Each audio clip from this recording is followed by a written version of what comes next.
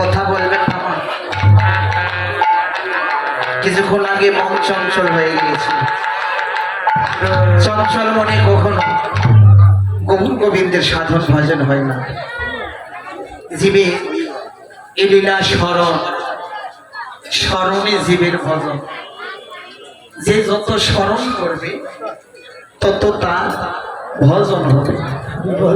কিন্তু এই যে স্মরণ থেকে আমরা দূরে সরে যাই, আনবেন। এই যে কিছুক্ষণ আগে এক মাসি ফল বিতরণ করলেন, একজন প্রসাদ বাদশা প্রসাদও দিলেন, তখন আসরটা কেমন হলো বাবা? মন চঞ্চল হলো না? যমুনায় যখন রাধারানী জল ভরতে গিয়েছিল, কলসের ঢেউ লেগে গোবিন্দ মূর্তি হারা হলেন। ঢেউটিকে, এই ঢেউটি হচ্ছে আন ঢেউ। এই যে কিছুক্ষণ আগে যে ঢেউটি এসেছিল, এটাই হচ্ছে আন ঢেউ। যখন আন ঢেউ লেগে যায়, কৃষ্ণ কথা ভেসে চলে যায় সাইক্লোনের মতো। হ্যাঁ, আন ঢেউ যখন লাগে, যখন আন চিন্তায় যখন থাকে, শাস্ত্রে বর্ণিত করলে কৃষ্ণ কথা শ্রবণ করতে হলে মাথার ছাতি থেকে পায়ের তালু পর্যন্ত যত অঙ্গ প্রত্যঙ্গ আছে সব কৃষ্ণ অনুমুখী করতে হয়। হরিবল হরিবল। মাথার ছাতি থেকে পায়ের তালু পর্যন্ত যত অঙ্গ প্রত্যঙ্গ আছে সব কৃষ্ণ অনুমুখী করতে হয়, তবে কৃষ্ণ কথা মধুর লাগে।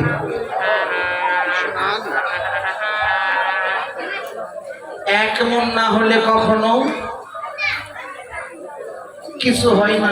যে কোনো কর্ম এক মন, মালা জপ করতে হলেও এক মন, কৃষ্ণ কথা শ্রবণ করতে হলেও এক মন, সংসারে কর্ম করতে হলেও এক মন লাগবে। যেমন আবার নৌকায় যদি ভব পারে দাঁড়ায়, সেখানেও পার হতে হলে এক মন। 39 কেজি হলেও হবে না, 42 কেজি হলে হবে না, হতে হবে এক মন। হ্যাঁ, ঘরে বাহিরে এক মন, তবে হয় কৃষ্ণ দর্শন। ভজনের কথা। আমার যদি ঘরেও যদি এক মন না হয়, কখনো কৃষ্ণ কথা বা ভজন সাধন কিছু হবে না। আমি কৃষ্ণ কথা বলছি, কিন্তু আমার অর্ধাঙ্গিনী সহধর্মী সে কৃষ্ণ কথা ভালোবাসে না, হবে গো? আর যে কাদা ছাড়া তখন কিছু থাকে না। একটা ঘরে যদি কৃষ্ণ ভক্ত থাকে, সবাই যদি আন কথা মানুষ হয়, সেখানে কৃষ্ণ কথা বলতেও মানা। তাই দেখেন কত সুন্দর ভাবে আপনারা শ্রবণ করছেন। এখন নির্মল সচ্ছল, যেন কোনো সত্য নেই। কৃষ্ণ কথা শ্রবণ করতে হলে এমনই হতে হয় গো, মনে প্রাণে। কৃষ্ণ কথা কোনোটাই খারাপ নয় গো। হয়তো কোনো শিল্পী একটু ভালো করে করে, কোনো শিল্পী খারাপ করে করে, কিন্তু কৃষ্ণ কথা একই, মধুর করে শ্রবণ করতে হবে। তবে আজকে সিদ্ধান্ত নবদ্বীপে আমার গৌর দামিনী দাম দমন রুচি, দূরে দেব দরপকদা। দামিনী দাম দমন রুচি দর্শনে, দূরে কেউ দরপকদা। কোথায়? মদনে। দামিনী মানে বিদ্যুৎ। বিদ্যুৎ যেমন আকাশে যখন চমকায়, ঠিক একটা যেন বিদ্যুতের মালা হয়ে যায়, বিদ্যুতের একটি মালা হয়ে যায়। ওমা, সেই বিদ্যুতের মালার মতো আজকে যেন সুরধনী গঙ্গার কুলে যেন কত শত বিদ্যুৎ একত্রে কুঞ্জীভূত হয়ে গেছে। কত শত বিদ্যুৎ সুরধনী গঙ্গার কুলে একত্রে কুঞ্জীভূত হয়েছে। ভাবুক বললেন, কিরে, একটি বিদ্যুৎ যদি আকাশে চমকায়, সবার যেন চোখ ঝলসে যায়, আর তুই বলছিস কত শত বিদ্যুৎ কুঞ্জীভূত হয়েছে। কে বললেন? এ জগতে ভাবুক যারা ভাবনা করে তারা দর্শন করেছে। গৌর প্রেয়সী নাগরী কাঙ্কেতে গাগরি নিয়ে সুরধনী গঙ্গার কুলে জল ভরতে গিয়েছিলেন। সেখানে গিয়ে গৌরীর হেমদন্ত বাহু তুলে বদনে হরিবল হরিবল হরিবল বলছেন যখন বিহারত গৌর ছিল, সেই গৌরের রূপ দর্শন করেছে নদিয়ার এক নাগরিক। দর্শন করে তার জল ভরার হলো না, তার জল ভরা হলো না। অচৈতন্য হয়ে পড়ে গেলে কিছুক্ষণ পর উঠে দেখলে তার গাগরিখানা ভেসে গেছে। আবার সেই রূপের মানুষকে দর্শন করেছিল, সে রূপের মানুষকে দেখছে। নাগরটি ধীরে ধীরে জল ভরা হলো না, আপন ঘরে ফিরে যাচ্ছে। কিন্তু ভাবুক বলল জল ভরা হলো না বটে ঠিক, কিন্তু জল ঢালতে ঢালতে আপন ঘরে ফিরে এলেন।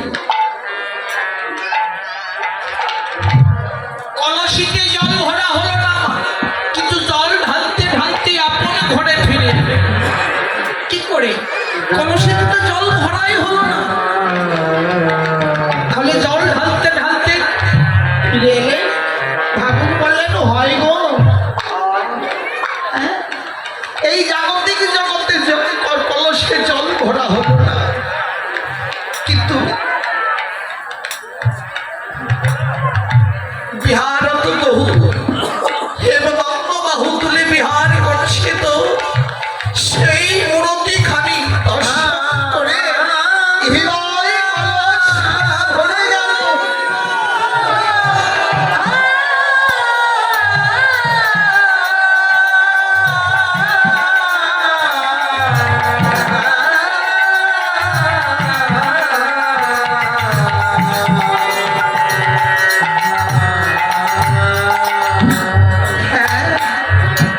এই হৃদয় কলস যখন ভরে গেলে, এই কলসের জল গুরু কৃপা বলে যদি কেউ একবার যদি ভরাতে পারে, আর এই জল কখনো নিম্নগামী হয় না গো, এই জল হয় ঊর্ধ্বগামী। তখন গৌর প্রেয়সী নাগরীটি দুটি নয়নের জল ফেলতে ফেলতে আপন ঘরে ফিরে এলেন।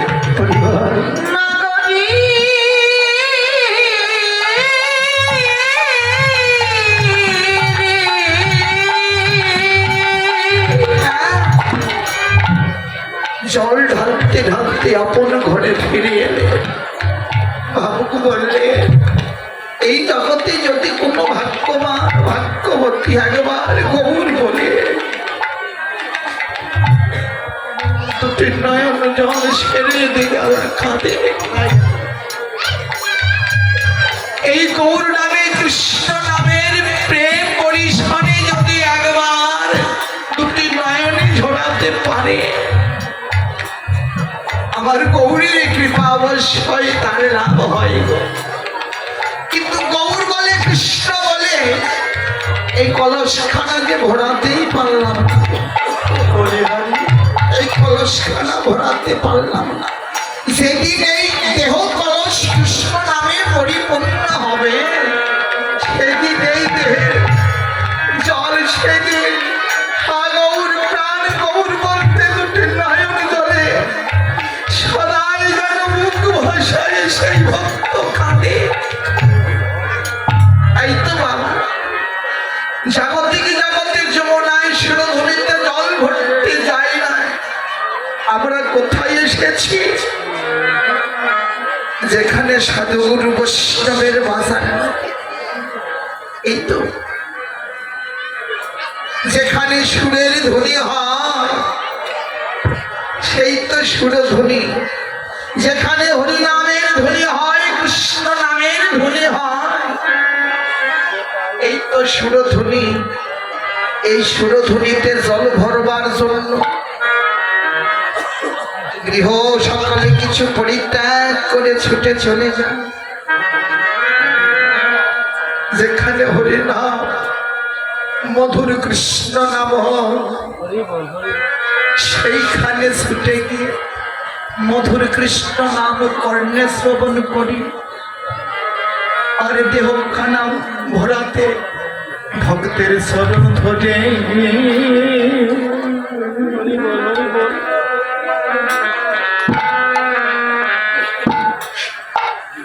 শরণ ধরে যেন বসে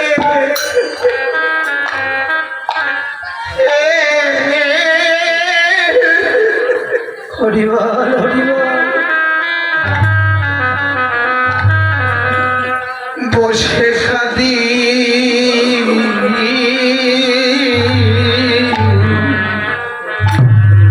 ভক্তে